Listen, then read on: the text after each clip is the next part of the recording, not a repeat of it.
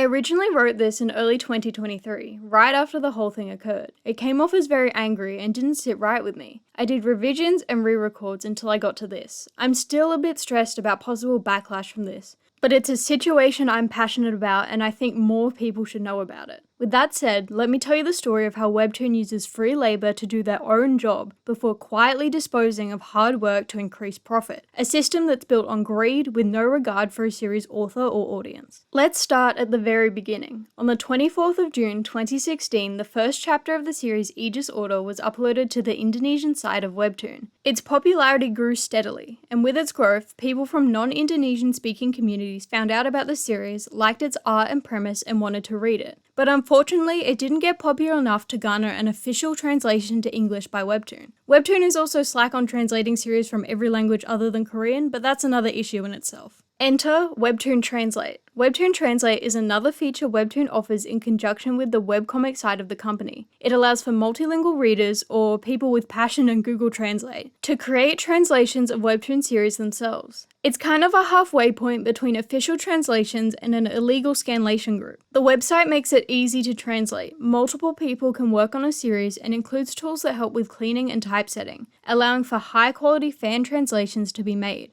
I want to stress that the people who make these translations are simply fans of a series who want to help. They are doing it completely for free with absolutely no compensation from Webtoon, other than I guess the small amount of publicity from their names being credited at the end of each translated chapter. In theory, it's a wonderful tool. Any Webtoon can be translated to any language, allowing for creators to reach an entirely new audience while still containing their series to an official platform instead of other sites. It brings the community together, allowing for people to use their skills in language and editing to help share something they enjoy with as many people as possible. Naturally, with AO's incredibly passionate fanbase, it received its very own Webtoon Translate fan translations into multiple languages, but most prominently in English. They were high-quality translations too. Sometimes fan translations can be a bit dodgy, but a lot of the English translators who I know are also native Indonesian speakers, so they were able to translate the story really well. Not to mention the really neat typesetting. From this translation, an entirely new audience of people was able to access the series. I personally started reading in 2018, after some people I followed started talking about it. They explained to me how I could access the translation, as the fan translate section on Webtoon is actually fairly hidden away. I fell in love with it immediately. I mean, I'm a huge mythology nerd. A series that has names and places that reference Christian stories is so my shit. The art and story was consistently great. It had the range to make me laugh one chapter and absolutely bawl my eyes out the next. As the original Indonesian series continued, the fan translations did as well, only being about 2 or 3 weeks behind the original for the most part.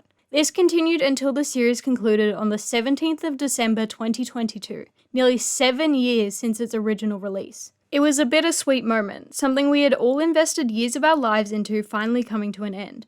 I was on a train when I read the last chapter. I remember reading it trying to hold back a mix of tears and laughter as to not look like a freak in public. I messaged my friends who read the series. We talked about it together. I got bullied because my favourite character got a terrible haircut and turned into a mukbang streamer of all things, and we kind of happily continued on. That was until March of 2023, when the entirety of the fan translations in every language were deleted from Webtoon. No warning, no statement after the fact either. Feeling bad for people who just wanted to read the series is one thing, but what about the nearly 7 years of hard work done by the translators completely for free, now completely gone? So why did Webtoon delete everything? To explain what happened, I need to tell you about Webtoon's Daily Pass system. Daily Pass is a fairly new system implemented into Webtoon. Before Daily Pass, when a Webtoon series was completed, all the chapters would be free for everyone to read all at once. With the introduction of Daily Pass, this was no longer the case. Now you can unlock 1 chapter of a series per day for free, which will remain unlocked for 2 weeks, or pay to unlock the chapter permanently. On one side, it's a good way for authors to continue to make money from their series even after it's completed, but on the other hand, it absolutely kills viewership. A lot of Webtoon series are very long. Take The God of High School, for example. At 572 chapters total, unlocking 1 a day would take nearly 2 years. Who in their right mind would do that? You could pay for it, but in this economy, absolutely not. That then stops people reading on Webtoon and drives up viewership on pirated sites.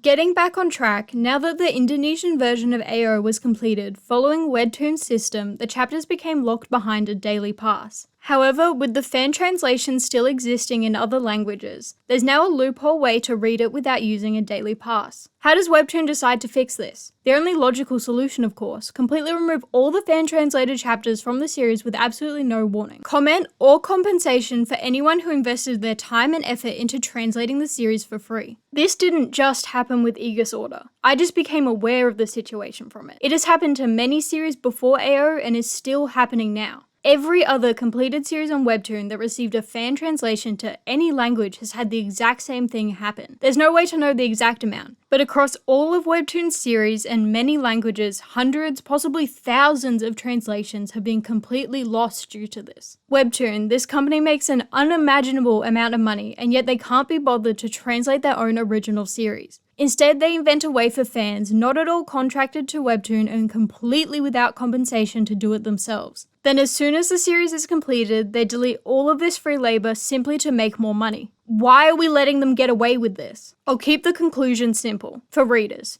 don't use Webtoon Translate. It's a waste of your time and effort. While you might be passionate and want to share your interests with others, you are feeding into a purely capitalist loophole that allows this company to make use of free labor to do what should be their own job and then discard it all when it's time to increase profit. And for Webtoon, Daily Pass and Webtoon Translate cannot exist together. You know it, acknowledge your mistakes, and fucking fix it. Stop using Webtoon Translate. Be vocal about the series you want to read, and maybe, just maybe, something might change. Thank you for your time.